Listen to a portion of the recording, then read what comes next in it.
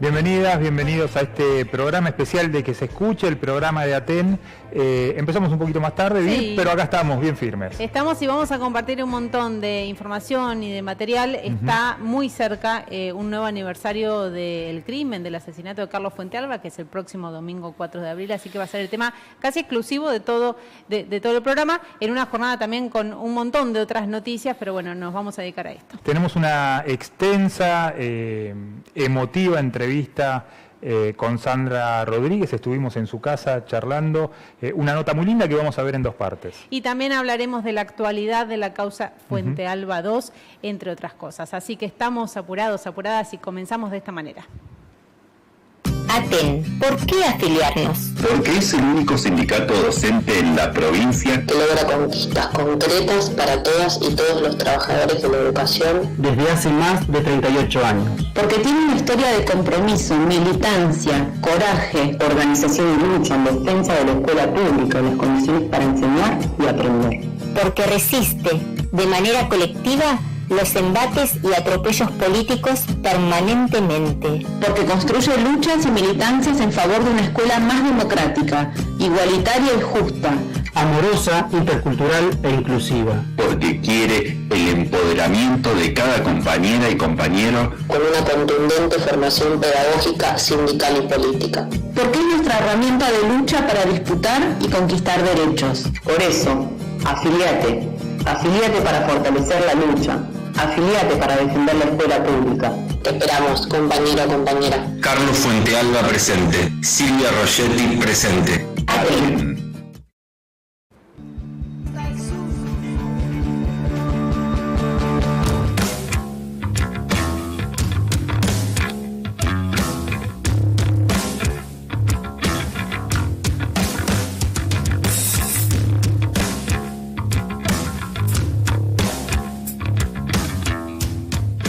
Durante todos estos años, cada 4 de abril ha sido motivo de encuentro, de grandes movilizaciones, de acciones que han ratificado la decisión y la voluntad y la búsqueda insistente de justicia que sostiene Sandra con la querella que viene planteando desde el inicio de todo esto, con el acompañamiento, en principio obviamente de Aten, de CETERA, de toda la organización de base de CETERA, de organismos de derechos humanos, de organizaciones sociales, incluso con la Internacional de la Educación.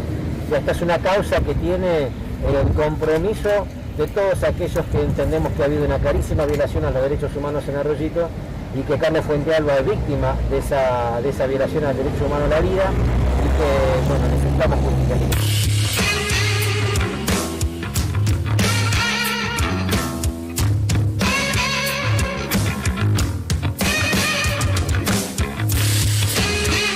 Es importante recordar que la causa había terminado hasta el año 2017, en que se interpuso lo que se llama un recurso de queja directamente ante la Corte Suprema de Justicia de la Nación, porque las instancias de Neuquén, del Poder Judicial, no habían habilitado el poder continuar con lo que se denomina el Fuentealba 2, que tiene que ver con la responsabilidad política y policial en lo que nosotros denominamos una grave violación a los derechos humanos.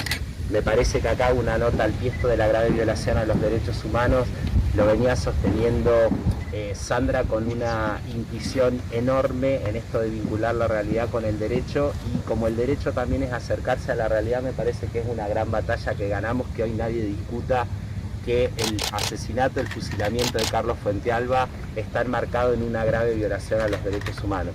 Desde ese lugar me parece que también la batalla cultural tiene que ver con los temas que no podemos tolerar o los actos que no podemos tolerar los neuquinos y las neuquinas. Por esto este marco de grave violación me parece que tiene una entidad independientemente de jurídica, política y cultural enorme.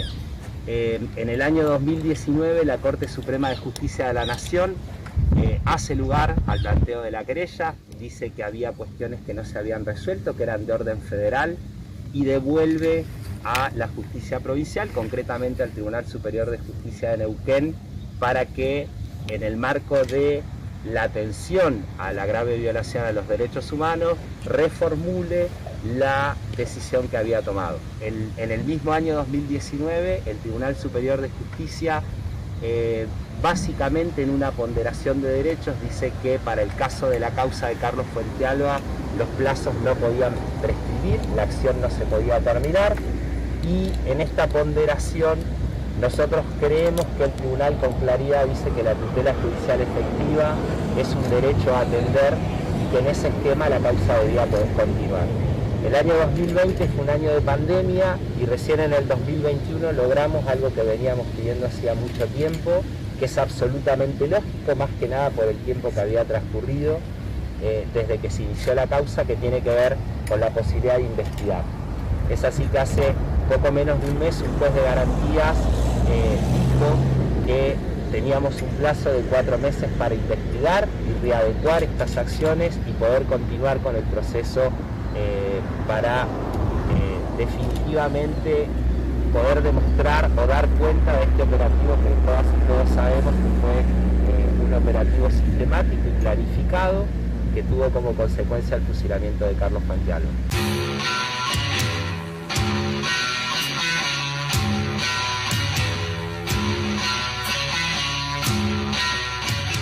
Es un triunfo, compañeros y compañeras, es un triunfo de nuestra lucha. Esta causa la quisieron matar, la quisieron callar, la silenciaron muchas veces, la entorpecieron, nos agredieron, nos agredió un fiscal, nos agredió un segundo fiscal, nos agredió un tercer fiscal.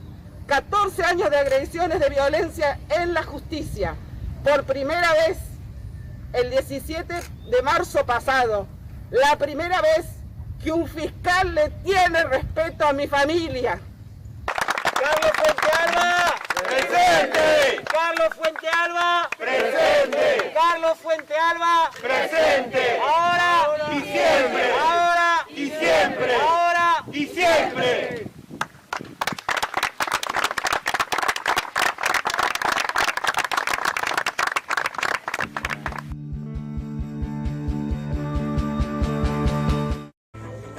Bueno, ahí compartíamos parte de la conferencia de prensa en la que contaban algunos detalles de la causa Fuentealba 2. Bueno, ya está con nosotros aquí en el piso Pablo Grisón, quien por allá, por el miércoles 4 de abril de 2007, era secretario adjunto de Atenco. Te va, Pablo, bienvenido. Bienvenido. Buenas noches. Buenas noches a toda la audiencia, compañeras y compañeros. Gracias por la invitación. Sí, era secretario adjunto en aquel momento. ¿Y qué es lo primero que se te viene a la cabeza cuando recordás esos días? No solamente ese día trágico de la represión, sino ese contexto político, social que había en la provincia de Neuquén. Sí, para mí es importante, para hablar de ese día, enmarcar la situación política por la que estábamos atravesando la clase trabajadora en general en todo el país, ¿no? Porque es una crisis económica que venía de arrastre, que yo arranco desde el modelo que instaura la dictadura, lo profundiza en los años 90 Menem y después lo lleva adelante con le decíamos en ese momento, un neoliberalismo tardío al sovichismo. Y digo, Aten desde el año 92 hasta el 2006 no tiene ningún acuerdo salarial, ni siquiera lo recibe ningún gobierno del MPN, digamos, le niega el sovichismo, las 47, 50, 60, no sé cuántas entrevistas desde el 2003 en adelante, donde se empieza a profundizar los conflictos que había muchos trabajadores precarizados, aún hoy hay, ¿no? Pero en ese momento era tremenda la cantidad de trabajadores, sobre todo en el sistema educativo, en salud, de precarizados y que pedían el pase a planta y la regularización de su salario, ¿no? Tener el beneficio de la obra social y todos los otros beneficios de los que gozaba un trabajador, igual salario. Y nosotros como trabajadores de la educación teníamos el salario congelado desde el básico desde el 92, con una rebaja salarial en el 97 y con algunas cosas que había dado Sovich en el 2004. Pero la falta de diálogo era tremenda, un conflicto muy importante en el 2006. Ayer recordábamos los 15 años de la represión en Plaza Winkle, ¿no? Una situación que para nosotros fue el tubo de ensayo de lo que después harían un año más tarde en Arroyito. Lo que pasa que en Plaza Winkle lo intentan hacer bajo la figura de zona liberada y con una especie de tercerización a unos supuestos obreros de la UOCRA, ¿no? Entonces, ese modelo de represión que venía tratando de instalar Sovich, nosotros reclamábamos por el salario, las condiciones laborales y vamos a un conflicto en el 2007 que se fue profundizando con el transcurso de los días porque el gobierno de Sovich no quería de ninguna forma hablar con Aten, incluso algunos de los reclamos de Aten los empieza a entregar a un sindicato como amigo de ellos, que era UPCN, en ese momento le entrega 400 pases a planta y alguna recomposición salarial muy menor que no satisfacía las demandas de la organización.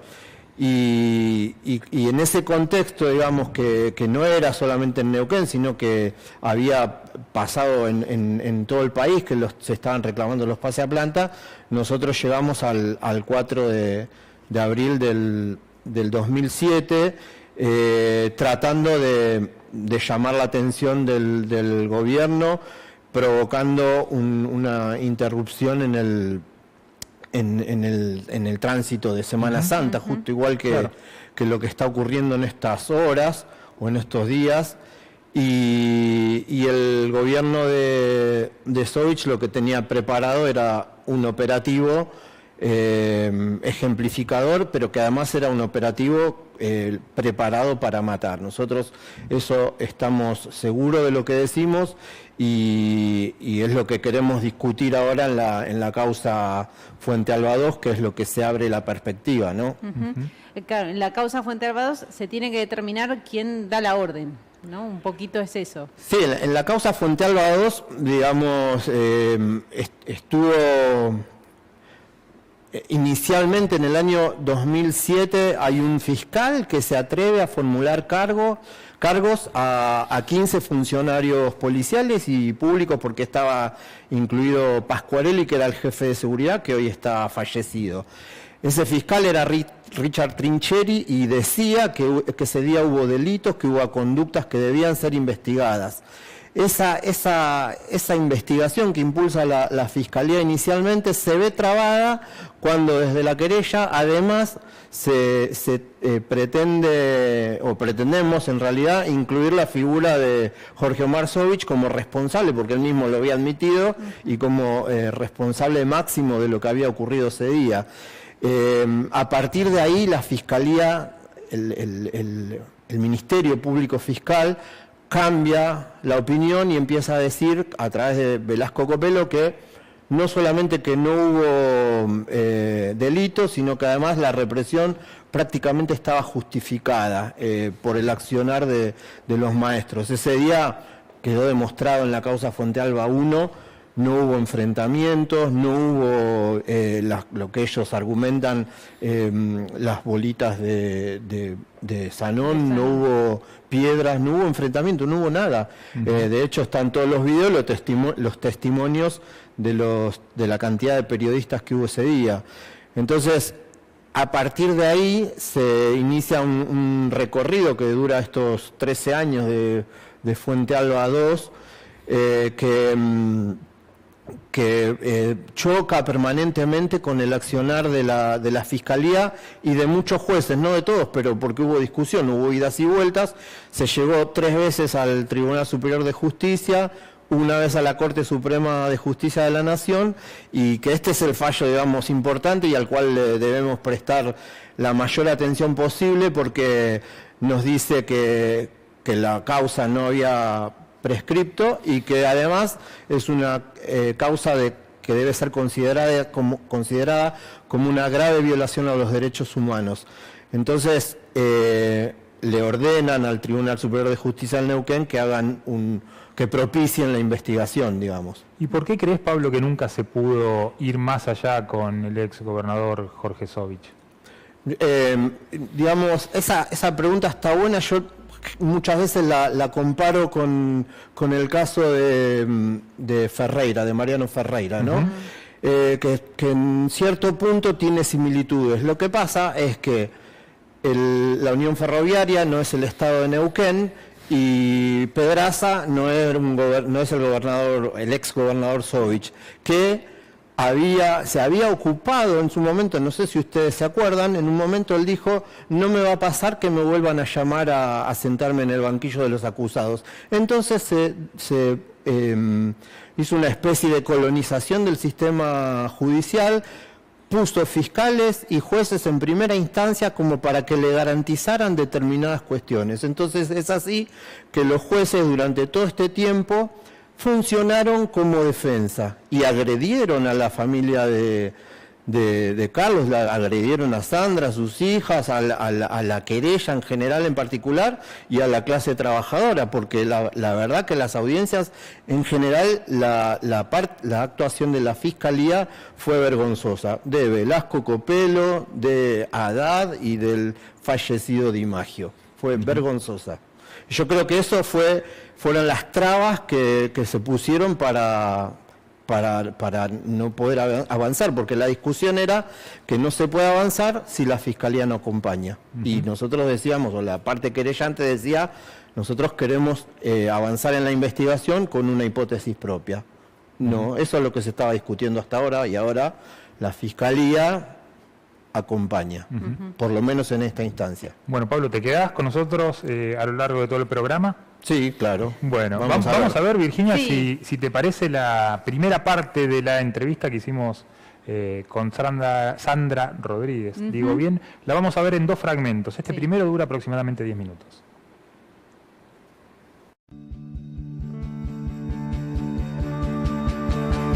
Bueno, Sandra, estamos a muy poquito de que se cumplan 14 años del asesinato de Carlos, en este contexto tan particular de pandemia, con actividades diferentes a otros años. ¿Cómo lo estás viviendo? ¿Cómo estás llegando a esta fecha? Bueno, 14 años de mucha espera, de mucha expectativa a ver qué sucede con esta causa. Pero bueno, ha sido un año tan particular que nos ha sensibilizado a todos mucho. Ha sido un año en el que nos interpeló entre la vida y la muerte, entre la enfermedad y la salud. Y en ese sentido, creo que ha sido muy importante pensar en que el cuidarnos entre todos es fundamental en este momento.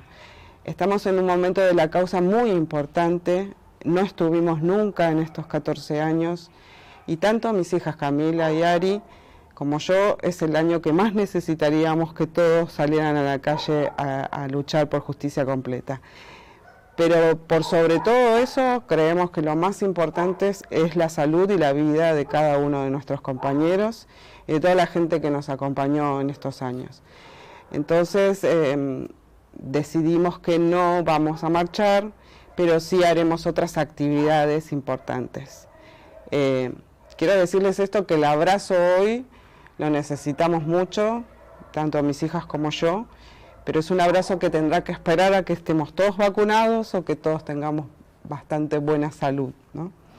En el marco de eso, bueno, esperando, después de esta audiencia importante que fue el 17 de marzo pasado, una audiencia que habíamos tenido una audiencia anterior donde había habido un recambio, digamos, del juez que iba a tomar la causa y esperábamos ver qué iba a suscitarse en esta nueva audiencia y sorpresivamente ya estaba designado, digamos, el juez y se produjo una audiencia de ordenamiento, de adecuación de la causa, así se la denomina, que significaba, digamos, el paso primero después de que esta causa fue a la Corte Suprema de la Nación y después vino de vuelta a Neuquén, al Tribunal Superior de Justicia, y después del fallo del Tribunal Superior de Justicia, que reabre la causa por orden de la Corte Suprema de la Nación, con dos argumentos muy importantes, que esto es para la gente que nos viene acompañando en esta causa. Esta causa terminó definiéndose a nivel nacional como una causa compleja. Esto tiene que ver en términos jurídicos, ¿sí? Y las causas que son complejas no prescriben en los tiempos de causas simples. Es decir, que ese argumento, que fue el argumento que por años nos detuvo en los estrados de la justicia neuquina, hoy ya no es válido. Y el otro punto que determinó la Corte Suprema de la Nación fue que es grave violación a los derechos humanos, una causa que pocas causas en la Argentina tienen esta definición, ¿sí? Nosotros podemos hablar de lesa humanidad y de grave violación a los derechos humanos. Cuando eso se define con esa intensidad, podemos hablar de que también no puede prescribir en un tiempo de una causa, digamos, de otras características. Yo esto lo sigo diciendo en términos jurídicos, ¿no? Porque yo creo que hay muchas causas que son de grave violación a los derechos humanos, hay algunas causas que las determina la justicia. Así que bueno, después de tantos años, después de tantos juzgados, después de tantos fiscales que estuvieron en contra, digamos, de apoyar, de promover nuestro propio derecho a saber toda la verdad de los hechos del 4 de abril del 2007, finalmente hay una buena voluntad de la Fiscalía en abrir este periodo de 4 meses a partir de esta fecha que fue del 19 de marzo pasado, se abre este periodo de investigación y obviamente estará la presentación y la producción de pruebas. Con respecto a todas las imputaciones de los altos jefes policiales, ¿no? Y esto nos tenemos que referir que en la audiencia también se determinó que de esos 15 imputados, hoy hay 14 porque el señor Pasquarelli falleció, y se readecuó además los defensores, los defendidos, también el cambio que yo he realizado como querellante de los abogados. Hoy me representan Marcelo Medrano y Ricardo Mendaña, y se formó un buen equipo para trabajar, digamos, en estos meses que vienen de investigación. Esto no sucedió nunca en los 14 años, así que es algo que obviamente trae cierto nerviosismo, claro, pero trae expectativa también, ¿no? Y bueno, por eso era tan importante sí salir a luchar, a pelear y a estar presente en las calles, pero consideramos que es más que nada poder ser cautos, ¿no? En esta situación. Estamos hablando de una segunda ola, estamos hablando, y realmente no queremos que le pase nada a ninguno de los compañeros. Así que insisto con esto, que bueno, lo más probable es que nosotros podamos hacer otras actividades, ¿no? En las que nos vamos a mantener, digamos, este aniversario, estos 14 años, en las redes sociales, en las entrevistas, en las radios y en todo lugar que podamos hacer más que nada este tipo de comunicación, ¿no? Bueno, decías, los 14 años encuentran esta causa reabriéndose con una nueva investigación. ¿Y a vos qué te pasa en términos personales cuando tenés que estar en estas audiencias, cuando tenés que volver a litigar, ¿no? Como lo decíamos hace un ratito, antes de empezar, ¿no? Ustedes dijeron 14 años y pesa eso. Todos los años que uno llevó luchando, todos los años que fueron difíciles, más que nada porque en esta audiencia la defensa casi se remitió a todas las cosas que había hecho los fiscales. Es decir, se remitió a que todos los argumentos a favor de sus imputados y de la posición de la defensa, todos los argumentos se los dio el señor Velasco Copelo, se los dio el señor Azar, se los dio el señor Di Maggio. Tuvimos todos esos fiscales que contribuyeron al argumento de la defensa y de los imputados. El fiscal no fue neutral acá, fue a favor de la defensa. Entonces, para nosotros, para Camila y para Ari, y para mí, es fundamental que la Fiscalía tenga otra posición. Nosotros acá vemos una puertita que se abre a que realmente la Fiscalía promueva la investigación, promueva llegar a la verdad, a que se cumpla el derecho que nosotros decimos tutela judicial efectiva, que es algo que... Y es una gran exigencia para nosotras. Y en la virtualidad, estar frente a frente en las cámaras con los rostros de los 14 jefes policiales, jefes y no tan jefes, digamos, pero que los que estuvieron ordenando y ejecutando el operativo. Y con algunos argumentos que yo ya los he vivido, que los hemos vivido muchos, y que ya es inaceptable, es indigerible, esa es la palabra, que se sigan utilizando esos argumentos cuando ya la Corte Suprema de la Nación afirmó que es una causa que debe investigarse a fondo. Se debe ir a una cuestión de fondo. Es decir, cuando se remite a eso, está diciendo a los hechos, ¿sí? Nosotros tuvimos muchos momentos difíciles, aparte de los actores que estuvieron en contra, ¿no? Pero tuvimos momentos difíciles en cuanto a que esta causa, el primer gran error fue que la investigó la propia policía, es decir, la policía se investigó a sí misma. Y después los obstáculos que tuvimos en la corporación judicial, judicial política, ¿sí? Con el gobierno de Sovich, es decir, nosotros, todos los que tenemos memoria, sabemos perfectamente cómo ha sido la actuación de este hombre hasta el día de hoy. Ahí compartíamos la nota que le hacíamos a Sandra justamente en su casa, donde, bueno, habló mucho de la causa Fuente Alba 2. Nos queda otra parte, así que en un ratito la vamos a poner al aire. Bueno, seguimos con Pablo Grisón acá en el piso. ¿En algún momento de estos 14 años, Pablo, sintieron que ya estaba todo perdido o siempre tuvieron esta fortaleza y esta intención de seguir adelante? No, yo puedo hablar desde dos puntos de vista, digo, desde el punto de vista de la organización, nosotros siempre seguimos adelante, siempre nos parecía que había algo más para hacer y que había que hacerlo.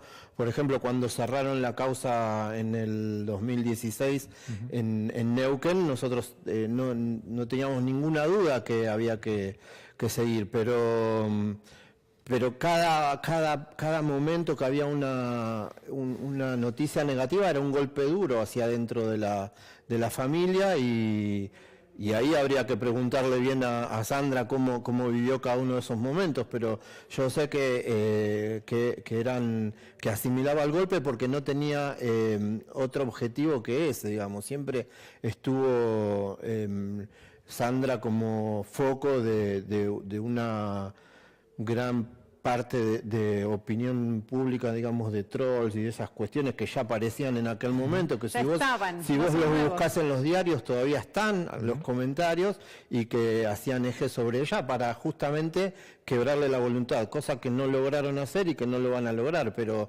nosotros siempre creemos que hay que seguir adelante y por supuesto que pensamos que en algún momento tiene que estar Sovich sentado en el banquillo de los acusados dando cuentas, rindiendo cuentas por el asesinato de Carlos Fuente Alba. ¿Y cómo la ves a Sandra en esta lucha después de 14 años?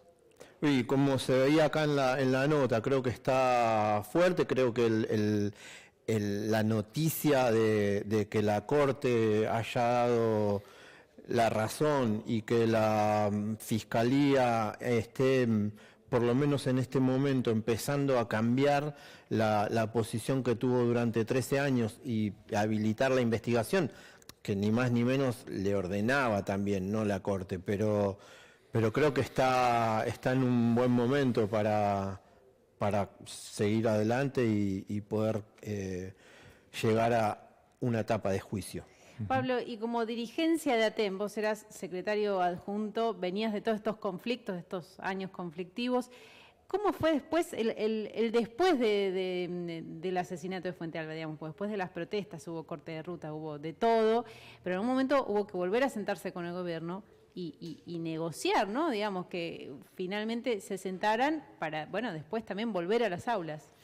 Sí, nosotros, digamos, hasta el 3 de abril éramos una organización que iba por las reivindicaciones salariales y las conquistas que buscan todos los trabajadores.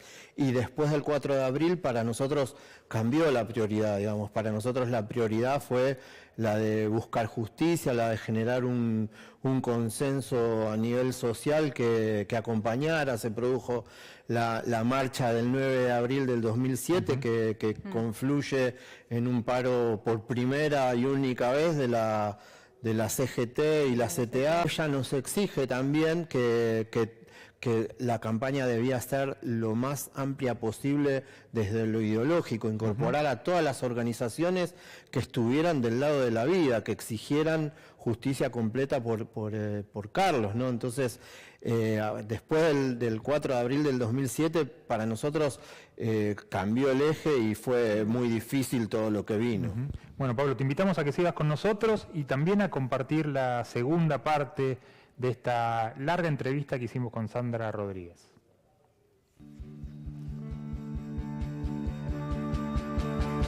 ¿Y qué te ocurre, Sandra, cuando lo ves a Sovich queriendo reinsertarse en el mundo político, siendo candidato hace un par de años, ahora otra también vez con la intención? ¿Qué te pasa a vos? Como lo hemos dicho, yo realmente lo creo. Cada vez que lo veo, digo, esto no terminó.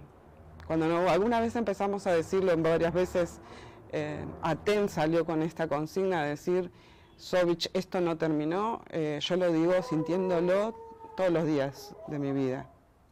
Porque yo hay un momento clave que fue en el que me doy cuenta que Sovich era total responsable de esto, porque en los días del hospital y en los días posteriores yo no podía dimensionar qué era lo que había ocurrido, como no había estado en el lugar, no podía dimensionar nada. De hecho, cuando empecé a ver las imágenes fue terrible, ¿no? Pero fue ese día que apareció Sovich diciendo que él era responsable, que él lo volvería a hacer, y de la forma tan impune que lo dijo.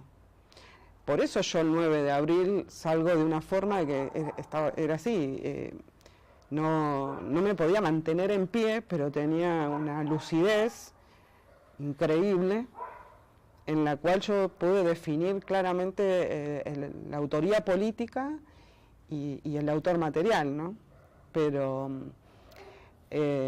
Sovich es el autor político y para mí también tiene un carácter de material, porque en su lugar de gobernador es el principal jefe de la policía, es el principal que da las órdenes, fue un operativo planificado. Muchos compañeros me dicen es un muerto político, yo no lo minimizo, nunca lo minimicé, no es un muerto político. Él sigue haciendo de sus campañas, serán menores, pero sigue haciendo daño, Y lo peor de todo es que con total impunidad hace ese daño, ¿no? Es decir, si él no tenía nada que ocultar, ¿por qué no se sometió a juicio? ¿Por qué no se dejó procesar? ¿Por qué no se dejó...? Y cómo todos los demás fueron cómplices, ¿no?, de eso. Es decir, cómo uno a lo largo de estos años se te hace tan indigerible que que la justicia no te permita avanzar, ¿no? No te Cuando hablas de la corporación judicial hablas de esto, digamos, de que todos los jefes de la policía, incluido Pascuarelli, que ahora murió, pero que podía ser investigado ahora, Sovich siempre quedó afuera de eso. Sí, porque cada vez que en la causa nosotros llevábamos en la instancia a ese lugar, había algún impedimento. O sea, ya fuera por el juez, por el propio juzgado, porque presentaban un recurso, porque lo hacían para atrás, para adelante, porque era así. Si no era el fiscal, se impugnaba y anduvimos así con esas cosas, es decir, todo el tiempo. Yo creo que es muy importante esto. Yo no descarto que exista una fuente Alba 3. Tal vez el camino sea más largo. Veremos si llegamos a eso. La realidad es que hoy los que tienen que dar cuenta de las acciones son los jefes policiales. Creo que esto va a permitir sostener nuestra hipótesis de lo que pasó ese día, ¿no? La hipótesis de ellos fue siempre la autoría única, que fue Darío Poblete, un policía que actuó por su cuenta en un estado de locura o de desacato. Esto no fue así. Poblete recibió órdenes, obviamente ejecutó el disparo, pero hubo muchos compañeros que estuvieron con el riesgo de perder su vida ese día. No solo por la persecución que fue, yo lo que no me olvido, obviamente no puedo olvidarme de cómo estaba Carlos tirado en la ruta, pero yo no me olvido jamás las imágenes de cómo fueron perseguidos cada uno de los compañeros que estuvieron en Arroyito, ¿no? Y de las imágenes tan brutales que vio todo el país, ¿no? Que vio el mundo, porque hace poco encontré una carta de una mujer que me escribió, que me escribía conmovida desde Barcelona por lo que había visto. Es decir, la gente, que yo no la conocía, una persona que no la conocía, que fue una carta que llegó así como llegaron cartas que venían de distintos lugares del país, que por ahí llegaban a TEN, me las mandaban a mi casa. Yo guardo esas cartas todavía. 14 años después están ahí las cartas. ¿Y a vos por qué te parece que pasa esto con Carlos? Porque el hecho, como vos decís, fue brutal. Yo creo que todos tenemos como un antes, nos acordamos, son esas noticias que uno, más allá que somos periodistas, pero nos acordamos qué estábamos haciendo, cómo lo cubrimos, dónde estuvimos, nos acordamos todo. Pero ¿por qué te parece que tiene este nivel de significación, de simbolismo para todo el cuerpo docente, pero para casi todo el mundo? ¿Por qué será, no? Sin irnos más allá, porque bueno, a lo largo de los años uno encuentra otras explicaciones también, personales, más personales, ¿no? Tal vez más de espirituales, se pueden decir, ¿sí? No estoy hablando de religiosas, espirituales, ¿no? Pero yo recuerdo mucho que en esos días uno de los médicos de allá de la zona oeste me había venido a asistir, que lo conté en la película y lo conté varias veces esto, Horacio Ciabatti, que fue, yo digo que él fue el médico del alma, y él me decía siempre, yo le decía a él desconsoladamente, ¿por qué él? ¿Por qué él? ¿Por qué él? Y él me respondía, ¿por qué no él? Y yo no podía entender y no lo pude aceptar por mucho tiempo y le decía que no me dijera más eso.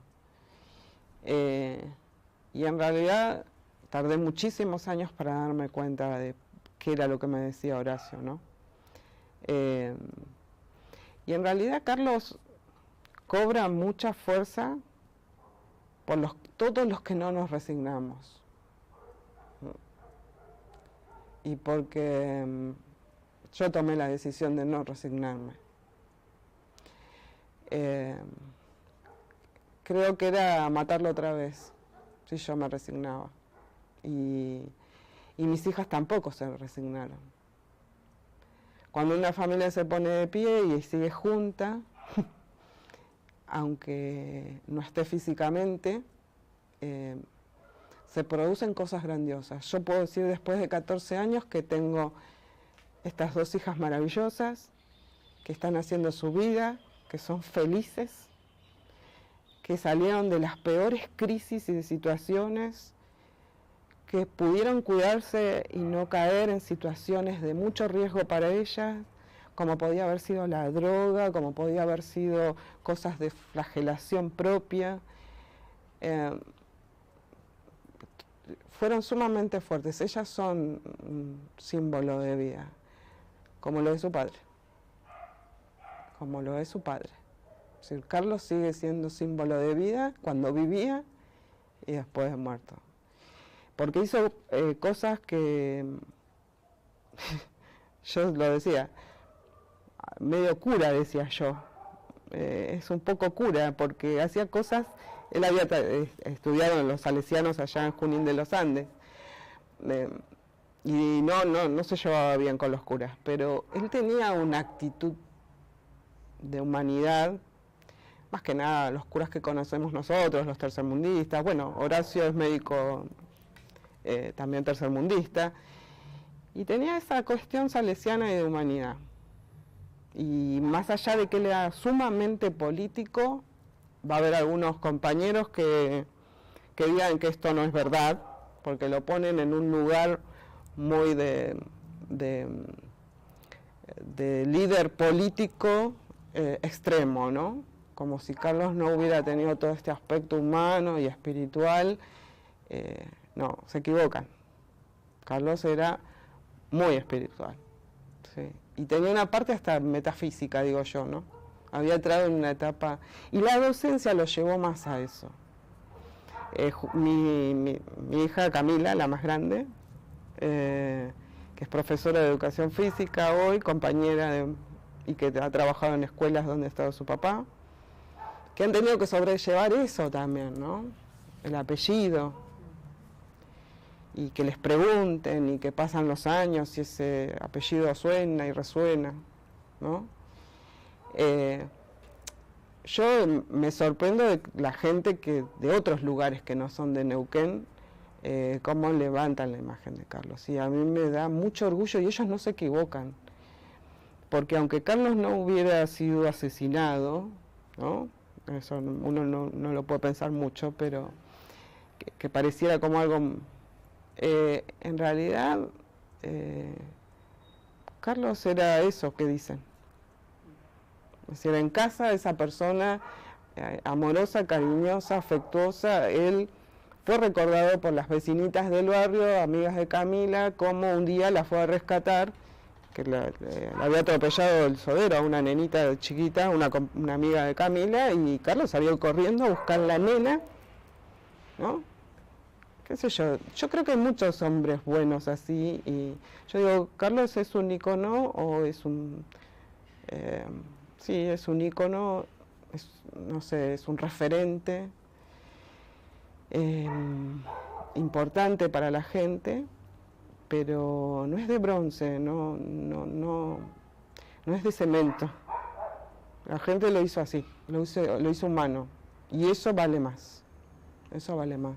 Sandra, ¿qué importancia le das y en todo caso qué mensaje le querés dar al colectivo que acompaña esta lucha desde hace 14 años, a las compañeras y los compañeros que estarían en la calle este fin de semana, que no pueden hacerlo, pero que sin embargo están aguantando el mismo reclamo por justicia?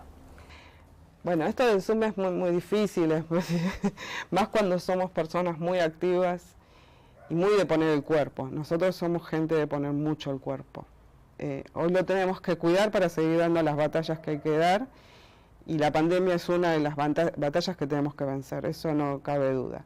No hay posibilidad de que hagamos justicia si nos enfermamos o no estamos más, es decir, hay que tener esa conciencia.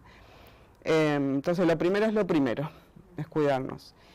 Decirle eso a los compañeros, y que así como hemos cuidado a las madres y las madres no pueden salir, yo creo que hoy tenemos que resguardarnos por este tiempo que viene.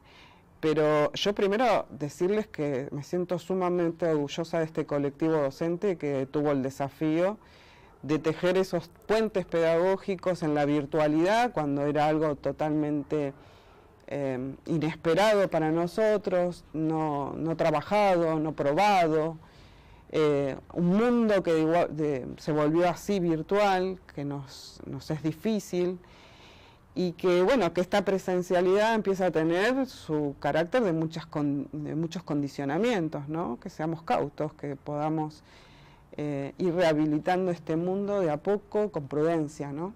Es decir, nos va a llevar un tiempo volver a una normalidad real y cuidarnos de otras cosas, ¿no? Ya estamos hablando de que puede haber otras pandemias, es decir, hay que acomodarse, y creo que el mensaje más importante de esto es que Justicia por Carlos tiene muchas aristas, y una de las aristas, que es este tema que recién hablábamos, es la humanidad, ¿no? La justicia es necesaria. Cuando hablamos de justicia completa o total, es la única justicia que existe. El concepto que nosotros le queremos dar a todos nuestros hijos que vieron morir a Carlos, a todos esos estudiantes que hoy tal vez son docentes o son profesionales, que vieron morir a Carlos, esa fue una mala clase pública, y eso quedó en la memoria de todos nosotros. Como decía Virginia, es decir, fue un antes y un después, y yo lo sé, en la vida de mucha gente. Y para los que no, que son jóvenes y que no lo vieron, ya reciben el legado nuestro. Y este legado tiene que ser con justicia, sí o sí. Por lo que no se debe hacer, por lo que se debe respetar, que son nuestros derechos a manifestarnos libremente, a que podamos realizar medidas sin ningún condicionamiento, que la democracia es eso, que es parte de la democracia, las cosas que hacemos, lo que vale la lucha, y justamente que nosotros no nos podemos resignar ni conformar.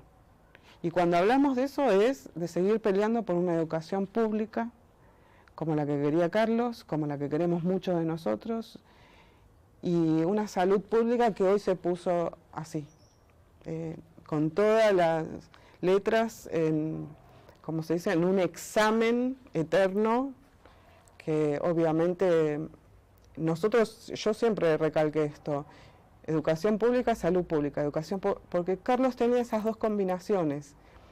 Yo creo que si Carlos no hubiera sido maestro, le hubiera gustado ser médico, o le hubiera gustado ser bioquímico, como hoy está estudiando Ari, su hija, ¿no?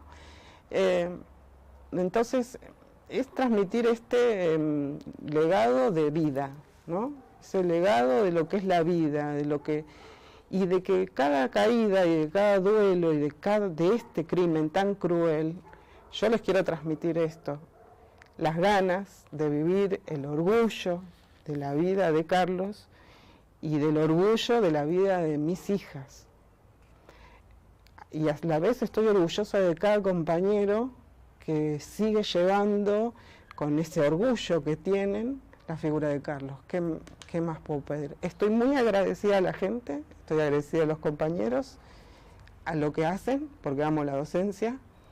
La seguimos amando con todas las contradicciones que tiene esta carrera. Y así, en cada paso vemos un pedacito de Carlos, no solo de Carlos, creo que de Sandra también. Gracias, Sandra. Gracias. Gracias a ustedes.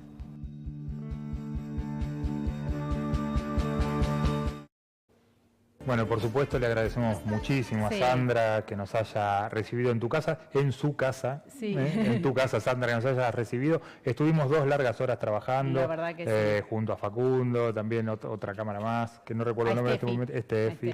Bueno, una muy linda nota, le agradecemos que se haya abierto de esta forma con nosotros. Y ya volvemos, nos queda todavía un bloque más. Así de fuertes somos.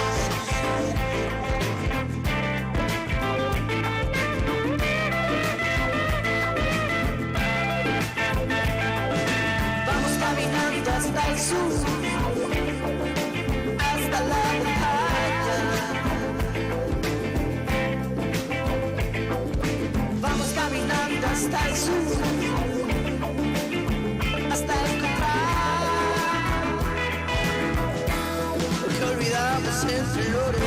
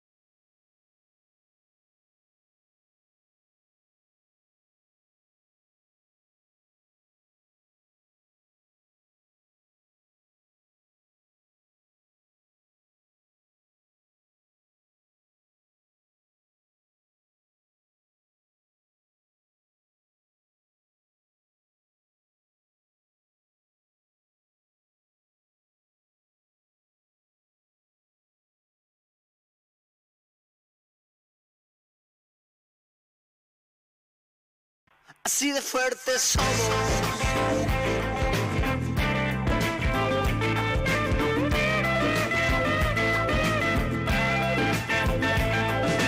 Vamos caminando hasta el sur, hasta la playa.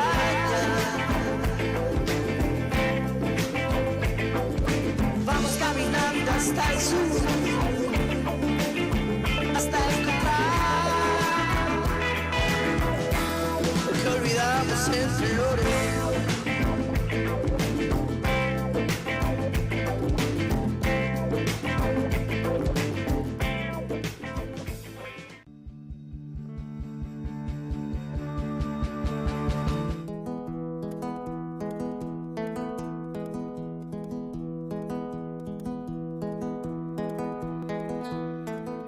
Ingresamos a este instituto, teníamos la primera aula, que la veo desde acá, esa fue nuestro primer lugar, y ahí nos encontramos. Desde el primer día nos sentamos juntos,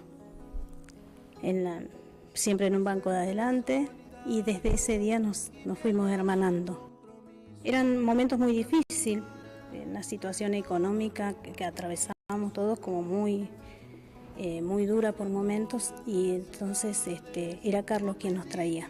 Él venía en su autito cuando podía, porque no siempre estaba la plata para cargar el combustible, si bien a veces en algún momento alguna compañera aportó pero bueno, después volvía en bicicleta. Súper inteligente, no fallaba una. Súper compañero, ahí también, siempre dando una mano, para quienes nos costaba un poco más o teníamos menos tiempo, con una letra tremenda que no se entendía nada, tremenda.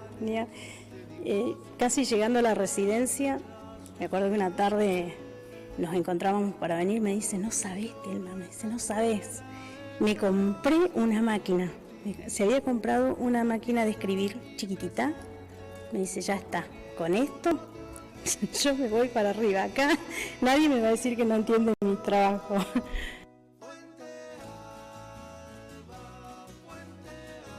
Siempre pendiente de sus estudiantes por los testimonios de sus alumnos y de sus alumnas. Es más, recuerdo que una vez estábamos en casa, salíamos y pasó unos estudiantes del colegio 55, creo que eran. Muy contentos, así que eso te da la pauta de que estás frente a un gran compañero, a un gran profe. Cuando los estudiantes, los estudiantes te saludan, te llaman, es porque vos tenés una mirada. Carlos, el papá. Carlos, el compañero de Sandra. Carlos, mi amigo, y mi compañero de charlas, de mucho mate. Ese compañero que me alentó a recibirme. Yo en algún momento estuve también así como con ganas de no. Y me dijo, vos no te vas a recibir, Telma. Dice, mirá hacia atrás, mirá dónde llegaste. Estás acá con tu última materia. Que creo que rendía lengua. Esa es tu última materia y no lo vas a hacer. Y cuando estábamos en plena lucha, ellos estaban en plena lucha, 2007, yo trabajaba en Río Negro. Cruzaba el puente todos los días caminando, ellos estaban de este lado. Y me pasé una tardecita a su casa, casi eran las 8 de la noche, porque estaba el programa de noticias. Me abrió la puerta, me agarró de la mano y me llevó hacia el tele, que estaba en el rincón, al fondo de la casa, y me dice, vení, Telma, me dice, vení. Mirá cómo nos meten la mano en el bolsillo. Se me dice, por esto tenés que venir, te tenés que venir, tenés que salir a la calle, hay que luchar. Todo lo que puedas conseguir, lo que logremos conseguir es con lucha, me dice. Es con lucha en la calle, te tenés que venir. Que me deja a mí, me deja pensándome una trabajadora distinta. Una trabajadora que puede mirar a los ojos a sus estudiantes sin arrepentirse absolutamente de nada. Que puedo mirar a los compañeros y saber que no ha sido en vano. Lástima que hayamos perdido a Carlos. Que todos esos derechos que se conquistaron también en aquel momento fueron con la vida de nuestro compañero.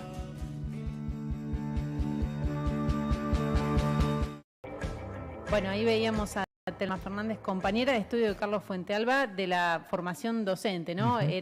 Grabamos allí en la Escuela 240, pero es donde funciona el Instituto de Formación Docente número 5 en Plotier. Bueno, Pablo, te agradecemos muchísimo que hayas venido. Estamos a muy poquitos días de cumplirse estos 14 años.